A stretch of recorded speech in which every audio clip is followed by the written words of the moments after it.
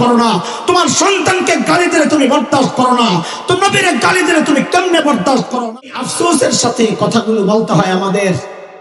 আল্লাহ তাআলা নবীর এমন ইজ্জত দিয়েছেন, যুবক নিজেকে আশিক রাসূল দাবি করো, নবীর উম্মত দাবি করো, অথচ তুমি যেই জমিনে বসে, যেই জমিনে বসবাস করো, ওই জমিনে কুলাঙ্গাররা আমার নবীকে নিয়ে কটূক্তি করে, ওই জমিনে নবীর খাতমে নবুয়তের মুকুট নিয়ে কুলাঙ্গাররা টানাটানি করে, ওই জমিনে নবীর বিধানকে, শরীয়তের বিধানকে বৈষম্যের বলা হয়, তুমি চুপচাপ বসে আছো না। যদি নবীকে ভালোবাসো, যদি দিন ভালোবাসো, তাইলে বাবার চেয়ে বেশি ভালোবাসতে হবে।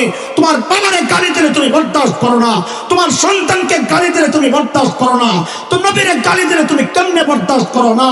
আওয়াজ উঠাইতে হবে। ক্ষমতায় যাওয়া আসার বিষয় না, এটা ইমানের চাওয়া, এটা ইমানের দাবি, এটা আমার চিন্তা চেতনা বিশ্বাসের দাবি। আওয়াজ উঠাইতে হবে। আল্লাহর জমিনে আমার দেশে কেউ যদি আমার নবীকে গালি দেয়, খোদার কসম তার অন্য কোন বিচার আমরা মানি না। একটাই বিচার চাই, তাকে মৃত্যুদণ্ড দিতে হবে, মৃত্যুদণ্ড দিতে হবে।